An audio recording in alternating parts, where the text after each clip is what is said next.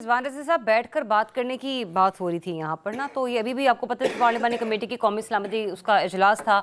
उस वक्त भी एक यूं कह लीजिए कि हरधर्मी पीटीआई नहीं दिखाई, दूसरी जो थी वो हुकूमत दिखा रही थी। एक रात पहले ही बता दिया गया, मुतालबा किया गया, स्पीकर को कहा गया कि हमारी बानी पीटीआई से मुलाकात करवा दें, लेकिन मुलाकात नहीं करवाई गई। तो जब हम लोग इतने हसास मामले पर भी एक टेबल पर नहीं आकर बैठ रहे तो हम किस तरह से बैठेंगे? चलें आप इसका भी मुझे जवाब दीजिएगा। दूसरा ये भी कि सर बड़ी कोशिश की गई उन लॉबिस्ट की तरफ से कि किसी न किसी तरीके से इस मामले में ट्रंप हमारी हेल्प करें, हमें बेल आउट करें। इसके बाद क्या उम्मीदें रह जाती हैं? देखिए, पहली तो बात जो है ना वो आपकी, पहले मैं उसको एड्रेस कर लूँ जी जी कि जो है कि अभी आपने कहा कि अमेरिका ने कहा हमने अपने दोनों पड़ोसियों की तरफ जो है वो तवज्जो देनी है।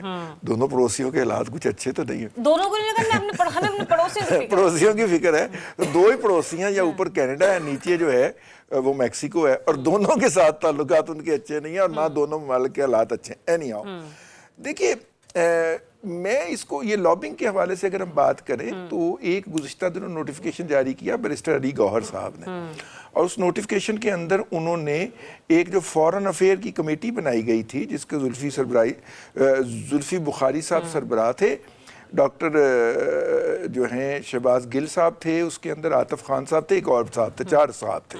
उस कमेटी को तोड़ दिया गया है, इनको फारिग कर दिया गया है। अब इसका मतलब ये है कि पीटीआई का ये ख्याल है कि फॉरेन अफेयर्स के मामला, फॉरेन फ्रंट के ऊपर जो उन्हें लॉबिंग करनी चाहिए थी उनके पार्टी वर्कर्स को, वो प्रॉपरली नहीं हो पाई। एक तो ये बात, इससे कम से कम यही ज़ाहिर होती है। ज़ाहिर है उसकी जगह कोई नए लोग आएंगे। मार्केट में और भी बहुत सारी अफवाहें हैं, लेकिन ज़ाहिर है उनमें से कोई भी कंफर्म नहीं है, तो इसलिए हम उस पर उनको दोहराने का भी रिस्क नहीं लेंगे। लेकिन देखिए, अगर मैं इसको एक और पहलू से देखता हूँ, फर्ज करें पीटीआई एन ब्लॉक पार्टी के तौर पे, अगरचे उसकी नुमाइंदगी मौजूद थी अली अमीन गंडापुर की शक्ल के अंदर, लेकिन एन ब्लॉक पार्टी के तौर पे उस इजलास में गई होती, आज क्या पीटीआई पॉलिटिकली मॉरली ज़्यादा स्ट्रॉन्ग ग्राउंड्स के ऊपर होती या वीक ग्राउंड के ऊपर होती? आज के दिन जब हम प्रोग्राम कर रहे होते, पीटीआई ज़्यादा स्ट्रॉन्ग पॉलिटिकल ग्राउंड्स के ऊपर पॉलिटिक्स करती, ठीक है, और अपने मुतालबात सामने रखती, आंखों में आंखें डाल के।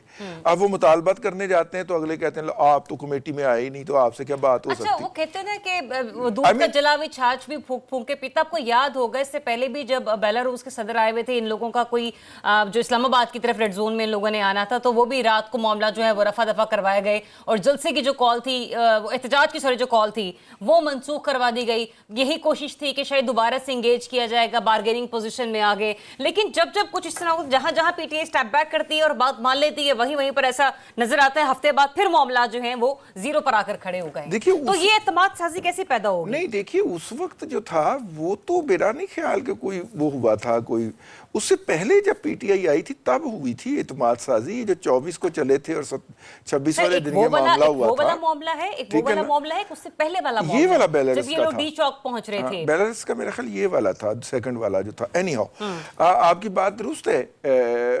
इस तरह के मामले के अंदर आपको किसी न किसी के ऊपर, किसी न किसी फरीक को दूसरे के ऊपर एतमाद तो करना पड़ता है ना, किसी न किसी लेवल के ऊपर। अच्छा, फिर दूसरी बात ये है कि irrespective of the meeting with बानी, आपने रात को लिख के दे दिया स्पीकर को कि हम आएंगे। अब कल आपने पार्लियामेंट के मामलात के अंदर स्पीकर से आपका वास्ता रहना है। अब कल जब आप स्पीकर के पास जाएंगे तो आप मॉरली वीक होंगे ना।